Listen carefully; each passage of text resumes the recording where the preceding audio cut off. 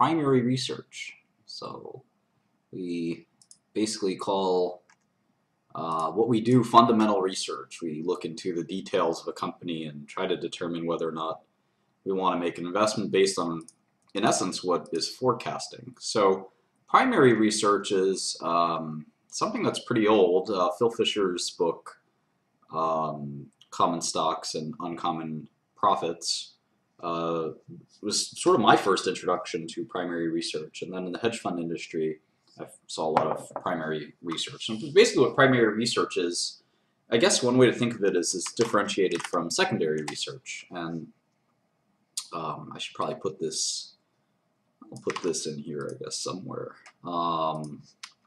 So a good example, what makes something primary research? Well, secondary research is other people's research. And who would that be? Well, investment banks, other investors, news articles, things like that. That's secondary, I guess, research.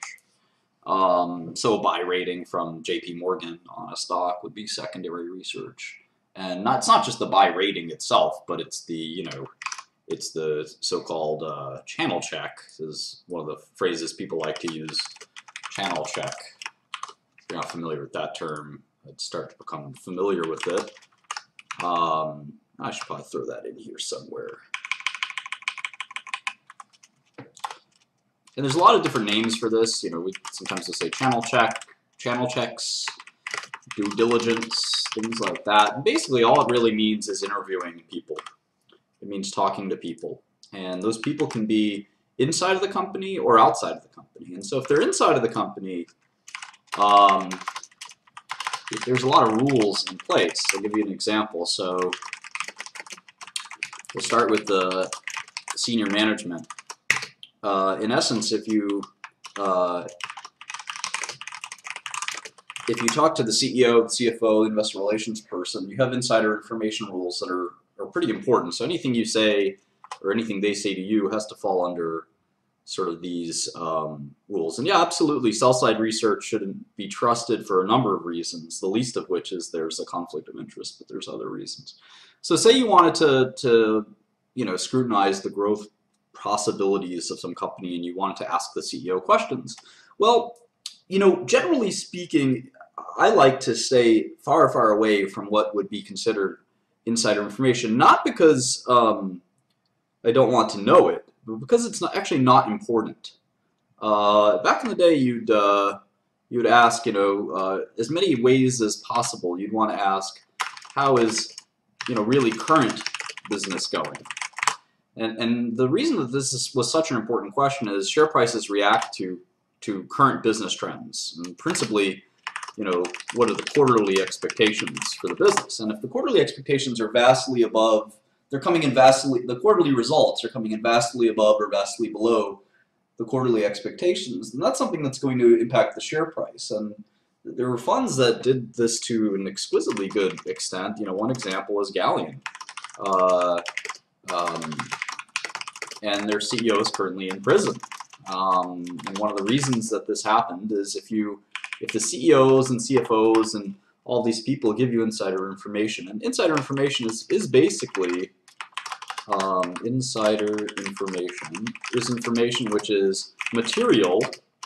Let's go through this because it's important. Oops.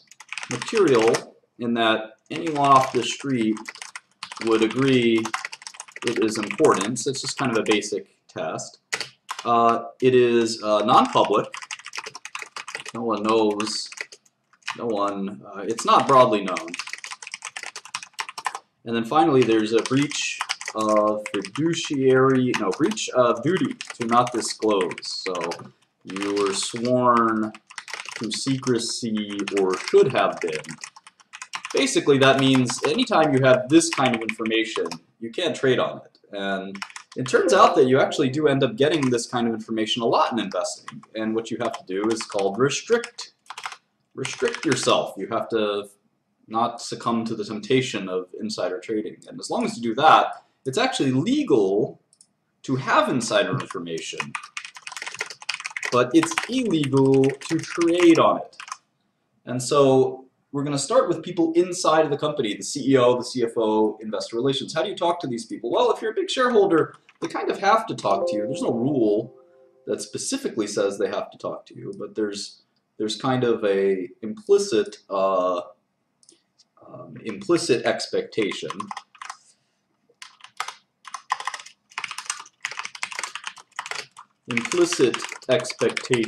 that they will talk to current and prospective shareholders. Now, what's interesting is you can be short the stock, and what happens when you're short is kind of unique. You can imagine being short a stock and talking to the CEO and saying, the CEO may ask you, well, are you a shareholder of our company? And I don't know what you say. You say, well, not only am I not a shareholder, but I'm also short your stock. That's something that might cause the CEO to hang up on you. If you're a good CEO, you might say, well, why are you short? This is why I think it's not a short, or perhaps you'd even say, well, you know, we're a good company, but perhaps our stock is overvalued, and that does happen sometimes.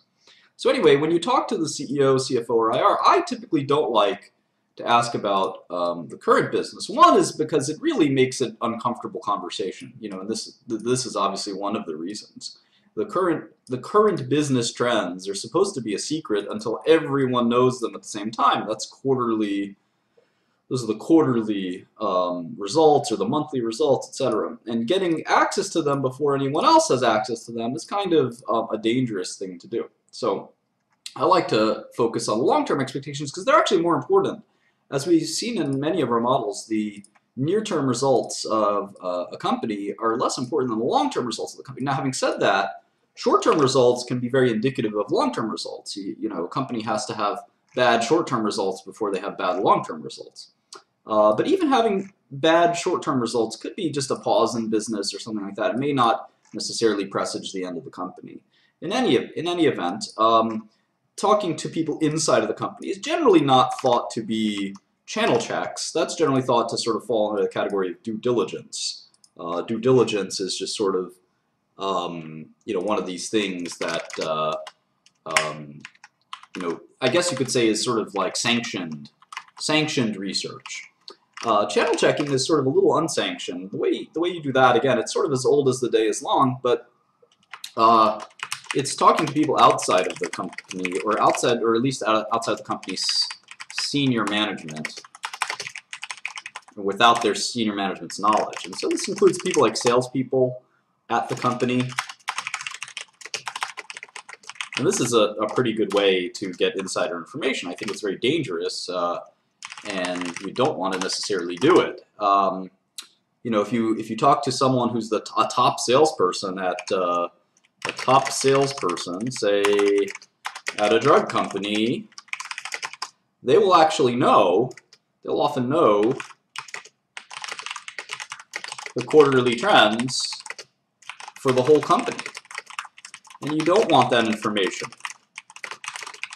Because generally speaking, if you trade on insider information, you will be caught, and not only is it unethical, but you will be caught, and you will have big problems. So, and it's not that important. You want to know about the long term, and if you do get to talk to a top salesperson, it's better to ask questions like, do you think that this product will sell, I don't know, 500 million or 1 billion eventually? What do you think the reasons for and against are?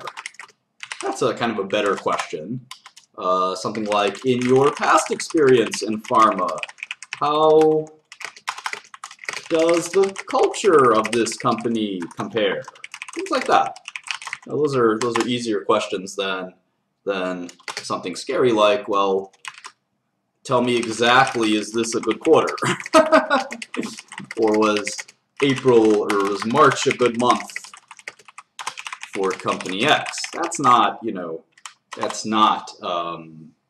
good thing. And of course, long-term projections are not easy to solve for anyone, but I think that asking some of these questions will give you clues. And remember, we're not always trying to be 100% accurate. No one can be that accurate.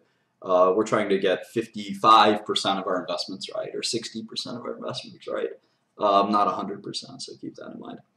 All right, And it's funny because you know, when you interview these people, there are a lot of techniques you can use, and there's the kind of what to say is something that some people are very good at and some people are very bad at. And I even heard of hedge funds using CIA or KGB interrogation methods to talk to their executives. And there's a lot of funny um, there's a lot of funny kind of business that happens with that, including you know, if you talk to the same executive for 10 years and one time they say, you know, I'm really nervous about our business. Well, what does that tell you? Do you have insider information or not? You know, that's a tricky situation. So I try to avoid situations like that.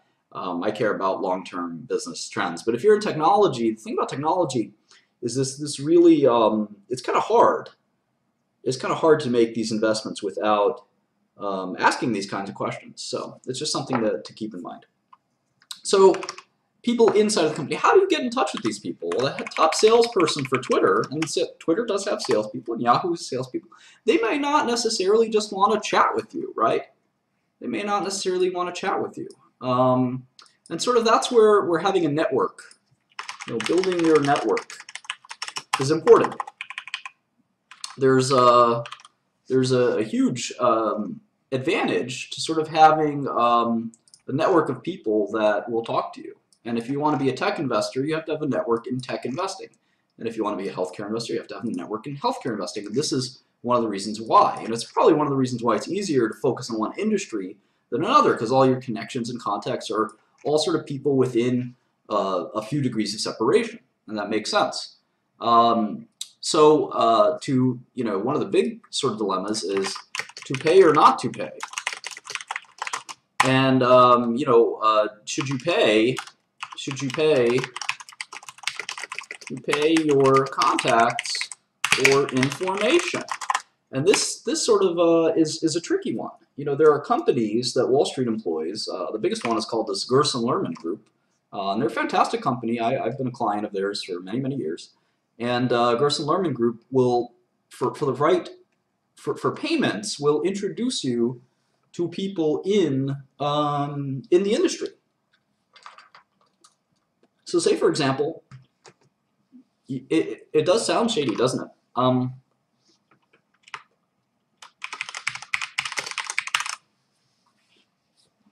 So say, for instance, you're doing research on a certain industry and you need some consultants to help you understand that industry. This is what these services will do. And they'll pay, I don't know, $1,000 per hour to whomever, to a consultant, to teach you about the industry. And this eventually will morph into things like actually asking for information. And you hope that it's not material non-public information. But some people actually abuse these matchmaker services and get material non-public information. And that's illegal, and a lot of people were arrested for doing that. So in any event, that's something that's pretty important to think about. The other way is to use things like LinkedIn or your personal network, and sometimes we jokingly refer to that as smile and dial. So using your charm to try to get information and important insights, and that's pretty typical. And again, chapter 2 of Phil Fisher's book goes through a lot of how to do this. And remember, this book was written in the 50s. Chapter 2 of Phil Fisher's Common Stocks and Uncommon Profits.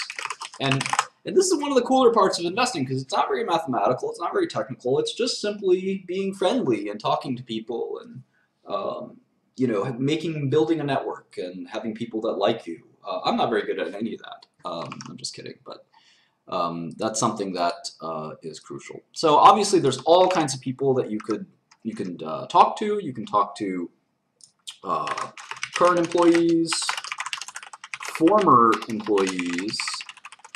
Let's see, competitors. So let's do an example. Let's say I want to make.